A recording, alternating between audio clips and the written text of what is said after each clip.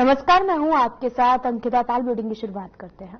नवनियुक्त जिलाधिकारी कमिन सिंह ने जिला कार्यालय स्थित कई कार्यालय और पटलों का निरीक्षण किया है। जिलाधिकारी ने अभिलेखागार निरीक्षण के दौरान निर्देश भी दिए हैं और साथ ही अभिलेखागार को अच्छी स्थिति में रखा जाए और नकल निकलवाने आने वाले व्यक्तियों को आसानी से उपलब्ध हो।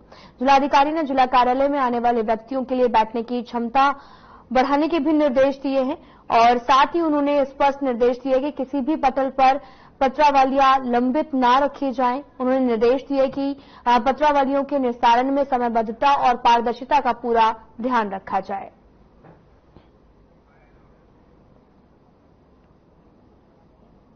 नहीं, आज कलेक्ट्रेट के डिफरेंट पटलों का जो है निरीक्षण किया गया है, कार्यालय का निरीक्षण किया गया है और जो भी हमारे कार्यालय में जो स्टाफ है, जो अधिकारी बैठते हैं, उन सभी को कड़े निर्देश दिए गए हैं कि आम पब्लिक के साथ अति संवेदनशीलता का व्यवहार करें। जो भी पब्लिक उनके साथ मिलने आती है, उनकी समस्याओं को सुने और सुनकर उनका समाधान करें। जो पत्रावलियां हैं वो किसी पटल को लंबित न रखी जाए, अभिलेखागार को अच्छी स्थिति में रखा जाए, अभिलेखों से नकल लेने में किसी को दिक्कत ना हो। बाकी जो आम पब्लिक है उनके बैठने की व्यवस्था भी थोड़ी सी ठीक की जाए। लेकिन मैंने देखा कि कुछ व्यवस्थाएं कुछ यथोचित नहीं दिखी, मुझे न जाना पड़े बाहर, क्योंकि जब तक वहाँ तब तक बैठने की उनकी व्यवस्था है। तो ये सारी चीजें हमने देखा है। अभिलेखागार में कुछ स्थान की कमी है, तो वो चीजें भी ठीक की जाएंगी, कि स्थान की व्यवस्था की जाएगी। कुछ रीडिंग के मामले हैं, रीडिंग कराया जाएगा ताकि उसमें स्थान हो सके।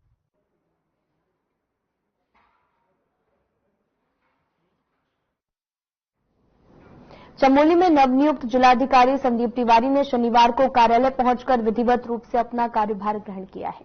नवनियुक्त जिलाधिकारी के पहुंचने पर उन्हें गार्ड ऑफ ऑनर और पुष्पगुच्छ भेंट कर स्वागत किया गया। इसके बाद जिलाधिकारी ने जिला कोषागार का निरीक्षण किया। जिलाधिकारी ने संदीप तिवारी 2017 यूके बैच के आईएएस अधिकारी हैं और इससे पूर्व में कुमायूं मंडल विकास निगम KMVN के प्रबंधक, नैनीताल जिले में मुख्य विकास अधिकारी पद पर कार्यरत रहे।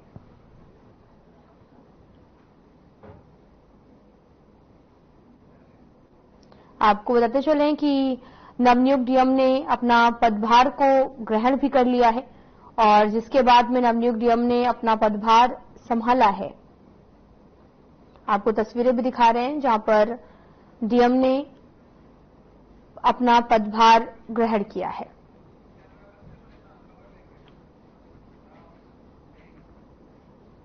हरिद्वार के ब्लॉक बादराबाद के ग्राम गलमीरपुर के मुख्य मार्ग सहित doctor Bhimrao Ambedkar inter college पर जाने वाले मार्ग पर लंबे समय से निर्माण न होने के कारण जलभराव और कीचड़ की समस्या बनी हुई है, जिससे छात्र छात्राओं को विद्यालय आने जाने में समस्याओं का सामना करना पड़ता है और साथ ही आए दिन छोटे छोटे बच्चे कीचड़ में फिसल कर गिर जाते हैं।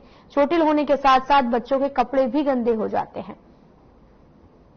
इसको लेकर स्कूल के प्रधानाचार्य ने बताया कि सड़क को लेकर कई ग्राम प्रधान और संबंधित अधिकारियों से मुलाकात की है, लेकिन आश्वासन के सिवा और कुछ भी नहीं मिला। वहीं विद्यालय को जाने वाले सड़क पर जलभराव की समस्या को लेकर खंड विकास अधिकारी मानस मित्तल ने बताया कि मामला अभी संज्ञान में आया है, जल्द इसका हल निकाला जाएगा।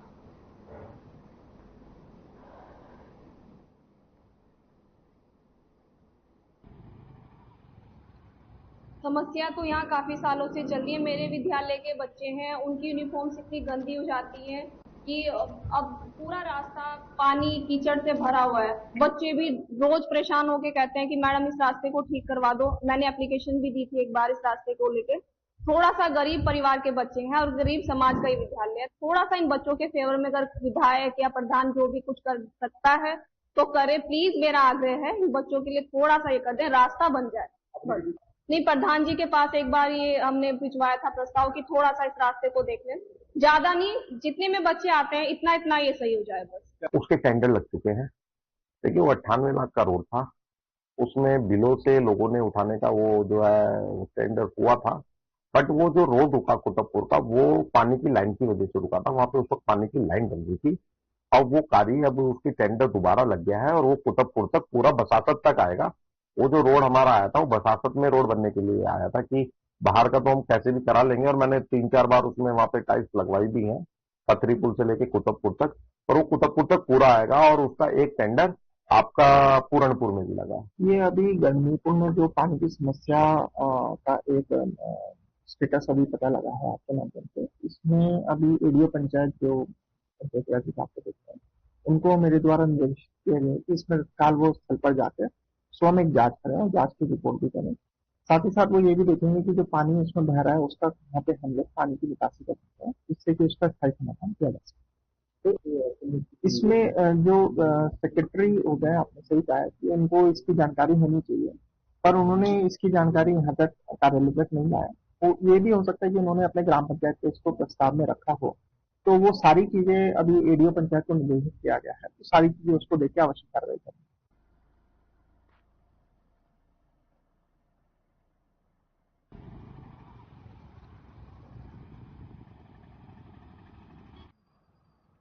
पूरी दुर्गा मंदिर में गणेश चतुर्थी के शुभ मौके पर विधि विधान से गणपति, मां लक्ष्मी, मां काली और पवन पुत्र हनुमान की मूर्तियों की स्थापना की गई है। इस दौरान आयोजित भवन में आपको बताते चले कि बड़ी संख्या में श्रद्धालुओं ने हवन में आहुति भी डाली है। इस मौके पर बीजेपी नेता विक्रम सिंह ने कहा कि मंदिर से लोगों की आस्था जुड़ी हुई है।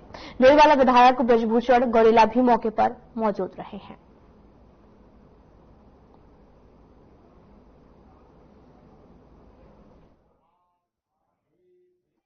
सबसे पहले तो अपने माननीय विधायक जी का धन्यवाद करूंगा, क्योंकि यहाँ की जनता की जो मांग थी, पहले चुनाव में जब माननीय विधायक जी जीत के आए तो उनकी मांग थी कि यहाँ पे एक पवन पुत्र हनुमान जी की मूर्ति और गणेश भगवान जी की मूर्ति हो स्थापित की जाए। तो आज वो मांग पूरी हो गई और माननीय विधायक जी का हृदय से धन्यवाद करता हूँ कि उन्होंने ये मूर्तियों का सहयोग कर और यहाँ स्थापित कराकर बहुत यहाँ की जनता, स्थानीय जनता में बहुत खुशी की लहर है और बहुत ही बधाई देते हैं। और हमारे माननीय विधायक ब्रजभूषण गौरेला जी चुनाव प्रचार जम्मू कश्मीर में गए हैं, उनके लिए भी मंगल कामनाओं की मनोकामना मांगते हैं कि वो पूर्ण बहुमत से वहां से विजय होकर आए और सभी क्षेत्रवासियों को गणेश चतुर्थी की बहुत बहुत बधाई। आज दुर्गा मंदिर केशवपुरी मेला ग्राउंड में बहुत ही श्रद्धा भाव से श्रद्धालुओं ने, भक्तों ने प्राण प्रतिष्ठा के द्वारा मूर्ति स्थापना की गई।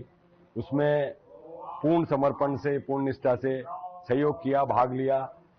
आज बहुत ही शुभ दिन है, गणेश चतुर्थी जी भी है और इस अवसर पर सब समस्त भक्तजनों ने और मंदिर कमेटी के सदस्यों ने मां लक्ष्मी की, गणपति जी की, मां काली जी की और पवन पुत्र हनुमान जी की मूर्ति स्थापना की। निश्चित तौर से श्रद्धा भाव है सब में और इस मंदिर समिति को बहुत बहुत बधाई देता हूं और प्रभु से यही कामना करता हूं कि क्षेत्रवासियों पर उनकी कृपा बनी रहे।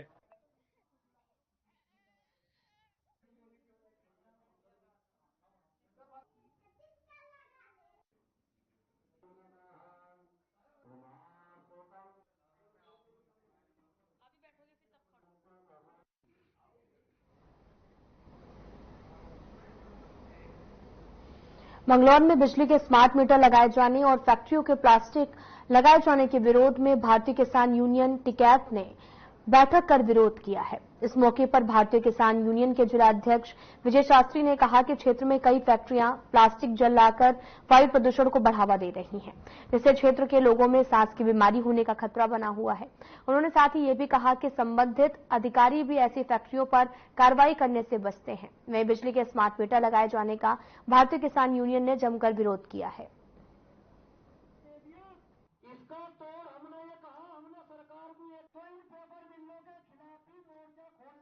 ये किसानों की समस्याओं को लेकर दरअसल सरकार ने टैक्स तो बढ़ाया 100 गुणे और हमारी फसलों के रेट बढ़ाए तो 8%। तो हमने कहा जिस तरह फसलों के रेट बढ़ाए इसी तरह टैक्स बढ़ा। जो 100 का चलान था 10,000 का हो गया। बिजली के बिल का भी, सब चीजों का ऐसी मामला में ना कि हम त्रस्त हो गए महंगाई से। तो महंगाई ये कम हो और ये एक जो कारोबारों का भी बैन खत्म हो। स्कूटियां ये जो ये दुकानदारी चलवा रहे कंपनी वालों की, मोटरसाइकिल एक्सपायर, मोटरसाइकिल एक्सपायर भाई, ये मोटरसाइकिल कार पार सब खत्म हो। कुछ नहीं है, जब पहले वो होती क्या नाम थे इनकी फिटनेस वो हो जा। ये जो नारसन कला में मीटिंग का आयोजन करा गया, हमारा 10 सितंबर को एक एससी कार्यालय पर भारतीय किसान यूनियन का बड़ा धरना प्रदर्शन होगा, जिसमें एक तो हमारे ये जो बिजली के स्मार्ट मीटर लगाए जा रहे हैं इनका विरोध करा जाएगा। स्मार्ट मीटर हम किसी भी सूरत में नहीं लगने देंगे। दूसरा, जो कृषि विभाग में घोटाले हुए उन कृषि विभाग के अधिकारियों के खिलाफ कार्रवाई हो, कड़ी से कड़ी उनके खिलाफ कार्रवाई हो और ऊर्जा प्रदेश होने के कारण उत्तराखंड के किसानों को खेती करने के लिए बिजली फ्री दी जा। एक हमारा जो नारसन कला में ये पेपर मिल है, ये पेपर मिल यहाँ प्लास्टिक और पन्नी जला रहे, जिससे यहाँ पूरा क्षेत्र में हमारे प्रदूषण फैल गया, हमारी फसलें सारी बर्बाद हो रही इसके पानी से, जो पानी निकल रहा है गंदा, और हमारे बच्चों में और बुजुर्गों में, नौजवानों में इसकी केमिकल से जो धुआं निकलता है उससे काफी लोगों में बीमारियां फैल रही। महीने से पूर्ण रूप से क्षेत्र में लागू हो जाएगी, अभी कहीं कहीं लागू हो भी गई। उस पर अनिल अंबानी का फोटो डाल सब लोग। बंगाली समुदाय पर बीजेपी नेता द्वारा की गई अभद्र टिप्पणी का समुदाय के समर्थन में उतरे पूर्व विधायक नारायण पाल ने प्रेस वार्ता की और आयोजित किया, जिसमें पाल ने यह भी बताया कि बीजेपी नेता द्वारा की गई अपनी बयानबाजी पर माफी मांगनी चाहिए। इस दौरान उन्होंने बताया कि बीजेपी के नेता द्वारा सदन में कहा गया था कि बंगाली समुदाय के लोग यहां पर घूमने आए थे, इसके बाद में ओबीसी का दर्जा मांग रहे हैं। सदन में इस तरह की बयानबाजी एकदम से निरर्थक है।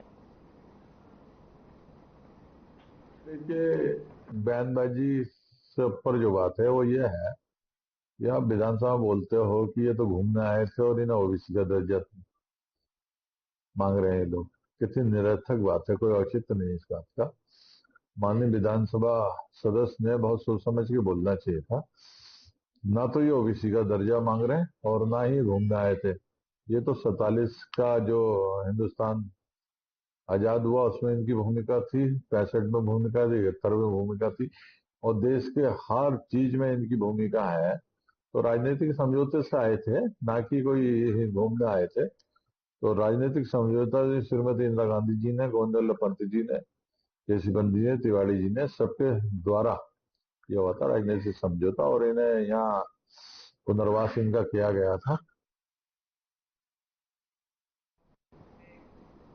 खबर बागेश्वर से है, जहां पर जिलाधिकारी आशीष भटगई ने कार्यभार ग्रहण कर लिया है। जिलाधिकारी ने कार्यभार ग्रहण करने के बाद मीडिया को प्राथमिकता बताते हुए कहा कि जिले के चहुमुखी विकास के लिए विशेष प्रयास भी किए जाएंगे। शिक्षा, स्वास्थ्य, आजीविका के क्षेत्र पर विशेष फोकस रखा जाएगा। सरकार की जन कल्याणकारी योजनाओं का लाभ अंतिम छोर पर खड़े व्यक्ति तक पहुंचाने का प्रयास किया जाएगा। तो वहीं जिलाधिकारी ने कहा कि पारदर्शिता, समयबद्धता और जीरो पेंडेंसी पर कार्य किए जाएंगे। सीएम हेल्पलाइन 1905 सीएम डैशबोर्ड की निरंतर मॉनिटरिंग की जाएगी।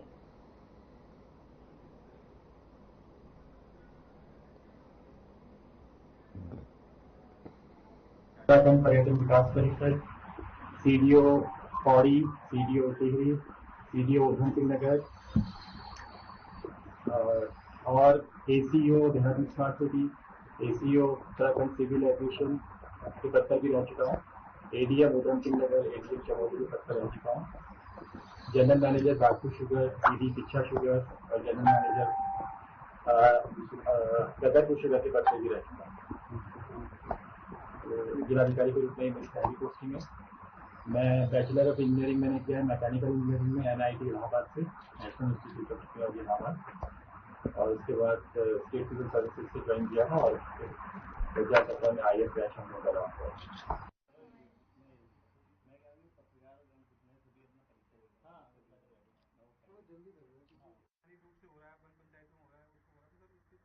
नियमानुसार कार्रवाई की जाएगी, क्योंकि जो करंट की एक्टिविटी है वो as per rule as per law होनी चाहिए। जो भी नियम का उल्लंघन करेगा उस पर कार्रवाई की जाएगी। पौड़ी जिले में गणेश चतुर्थी महोत्सव धूमधाम से मनाने को लेकर भगवान गणेश की विशाल प्रतिमा लाने के बाद छोटी प्रतिमाओं को लेकर ढोल नगाड़ों के साथ शहर में शोभा यात्रा निकाली गई है। इस दौरान सभी व्यापारियों और स्थानीय नागरिकों के साथ में श्रद्धालुओं ने गणपति बप्पा मौर्य के जयकारे लगाए। सीएमओ कार्यालय के समीप से शुरू हुई भव्य शोभा यात्रा शहर के मुख्य बाजारों से होकर गुजरी है।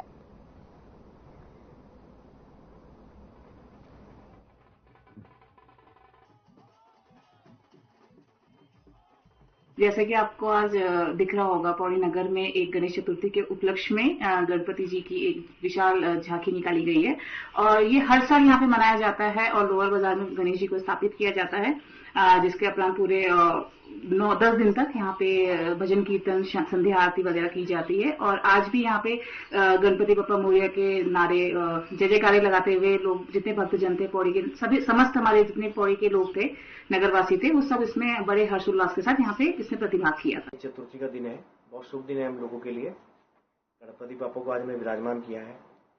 17 तारीख तक उनकी हम जो है सुबह शाम पूजा अर्चना करेंगे। सुबह शाम भंडारे का आयोजन हमारे द्वारा किया गया है।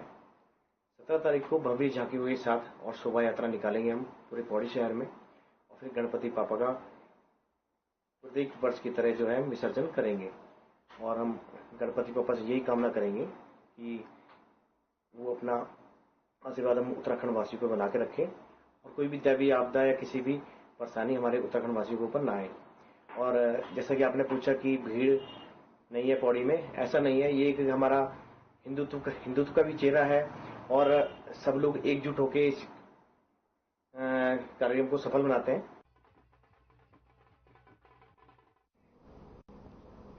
सीएम पुष्कर सिंह धामी की घोषणा के क्रम में पंच केदारों में से द्वितीय केदार मध्य महेश्वर धाम को विकसित किया जाएगा। इसके साथ ही केदारनाथ धाम के अंतिम मोटर पड़ाव गौरीकुंड स्थित मां गौरी के मंदिर का सौंदर्यीकरण भी किया जाएगा। शासन के धर्मस्व और सांस्कृतिक विभाग के अनुसचिव रमेश सिंह रावत द्वारा इस संबंध में सांस्कृतिक विभाग के निर्देशक को अलग अलग आदेश जारी किए गए। आदेश में लोक निर्माण विभाग के कार्यदायी संस्था नामित करते हुए श्री बद्रीनाथ केदारनाथ मंदिर समिति के स्थापित करते हुए डीपीआर तैयार करने को कहा गया है। साथ ही आपको यह भी बताते चलें कि सौंदर्यीकरण की योजना को स्वीकृति देने के लिए मुख्यमंत्री पुष्कर सिंह धामी का आभार व्यक्त किया है।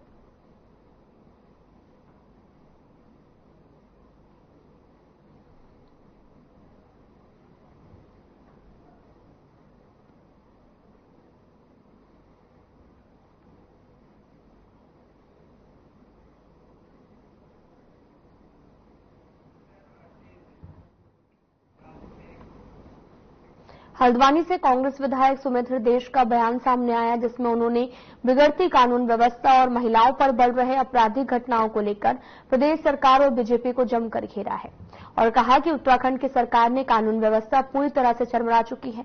तमाम घटनाओं में तो वो खुद बीजेपी के नेता शामिल है, चाहे वो नैनीताल दूधसंघ के अध्यक्ष मुकेश बोरा हों, जिनके खिलाफ एक महिला ने 3 साल से शारीरिक उत्पीड़न का आरोप लगाया है, तो वहीं सल्ट में बीजेपी के मंडल अध्यक्ष पर एक लड़की के साथ रेप करने का आरोप लगा है। इसके साथ ही सुमित हृदेश ने प्रदेश में होने वाले निकाय चुनाव को लेकर राज्य सरकार की तरफ से हाईकोर्ट में अक्टूबर महीने के स्थान पर दिसंबर महीने में चुनाव कराने को लेकर शपथ पत्र दाखिल करने पर सवाल उठे आए हैं।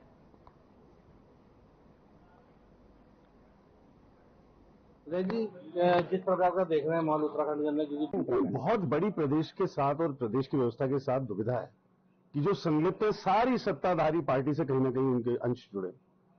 अगर हम बात करें नैनीताल कोऑपरेटिव जो दूध डेयरी संघ के अध्यक्ष हों, चाहे हम बात करें अंकिता भंडारी हत्याकांड की, चाहे अब बात करें एक विधायक के भाई पकड़े जाते हैं नेपाल की सीमा में 40 लाइव राउंड के साथ, तो अव्यवस्थाओं का हम बाहर तो चलिए समझ में आता है कि क्रिमिनल ये क्राइम कमिट कर रहे हैं, लेकिन यहाँ तो भारतीय जनता पार्टी के लोग भी संलिप्त हैं।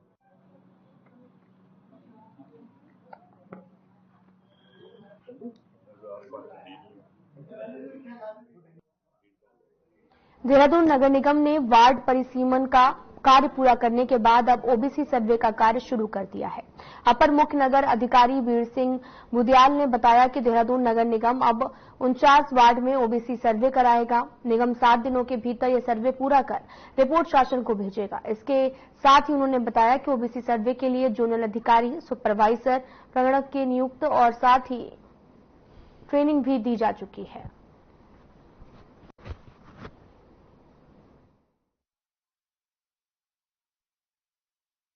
जो हमारा परिसीमन हो चुका है, तो अब इसमें जो ओबीसी का जो 49 वार्ड जो हमारे डिस्टर्ब हुए हैं सीमा विस्तार की वजह से या परिसीमन की वजह से, तो उसको हम 49 में हमारे जो प्रगणक है वह नियुक्त हो चुके हैं, सुपरवाइजर नियुक्त हो चुके हैं और इसमें जो जोनल अफसर है वो भी नियुक्त है।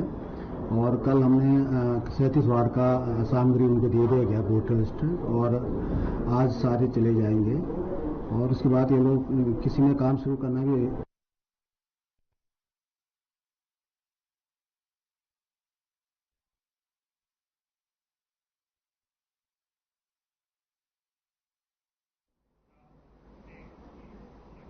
हल्द्वानी में गणेश चतुर्थी के मौके पर आपको बताते चलने की जगह जगह भगवान गणेश की मूर्ति स्थापना के कार्यक्रम शुरू हो गए हैं। मंगल पड़ाव में आपको बताते चलने की प्राचीन शिव मंदिर कमेटी द्वारा आयोजित गणेश चतुर्थी महोत्सव की शुरुआत भगवान गणेश की मूर्ति स्थापना के साथ हुई और इस दौरान गणेश चतुर्थी को लेकर स्थानीय लोगों में खासा उत्साह दिखाई दिया। गणपति बप्पा मौर्य के नारे लगे और साथ ही स्थापना बढ़ चढ़कर प्रतिभा में भाग लिया।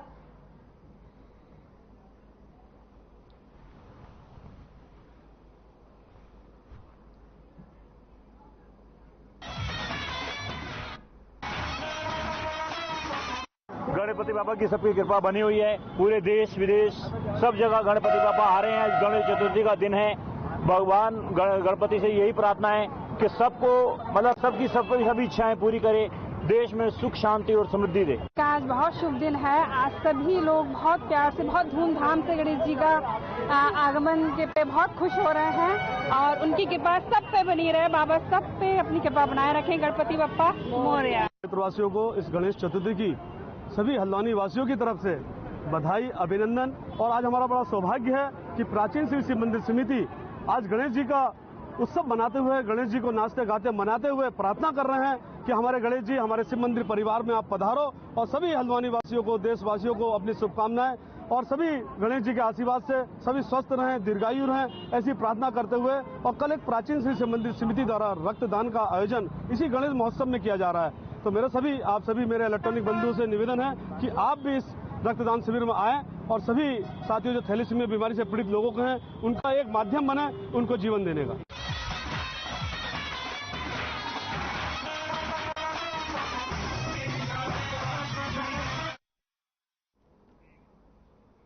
सीएम पुष्कर सिंह धामी के निर्देश पर अब विदेशों में रह रहे उत्तराखंड के मूल निवासियों की शिकायतों के समाधान, उनके हितों की रक्षा के लिए एक प्रवासी बोर्ड भी गठित किया जा रहा है। बोर्ड विदेशों में शिक्षा के लिए जाने वाले विद्यार्थियों के लिए प्रक्रियाओं, वैवाहिक विवाद और भी काम करेगा। विदेशों में पढ़ाई कर रहे राज्य के मूल निवासियों के सामने आने वाली समस्याओं के समाधान को सरकार प्रवासी बोर्ड का गठन करने जा रही है। विदेश मंत्रालय पुष्कर सिंह धामी सरकार के संयुक्त सौजन्य में आयोजित विदेश संपर्क स्टेट आउटरीच कॉन्फ्रेंस में मुख्य सचिव राधा तुड़ी ने यह जानकारी दी। राज्य सरकार की तरफ से प्रवासियों की सुविधा को उत्तराखंड प्रवासी प्रकोष्ठ बनाया जाएगा।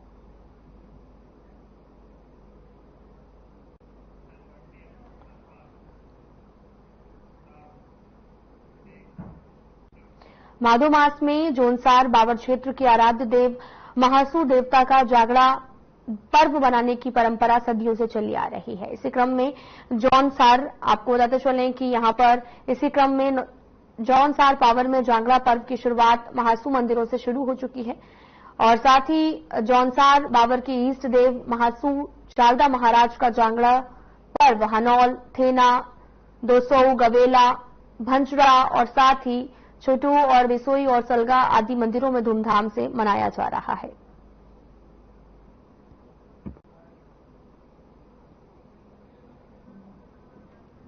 चल रहा है, बस सर्विस चल रही है और भक्तों को लाने में सब लगे हुए हैं। महासू महाराज का जागरण हमारी संस्कृति का केंद्र है और सभी को मेरी बहुत बहुत बधाइयां।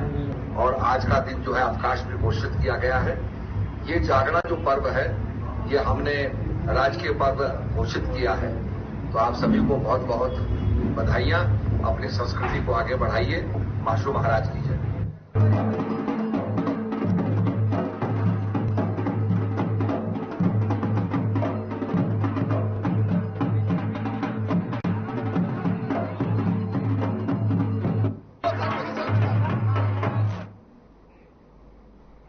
क्लास वीडियो में इतना ही। नमस्कार।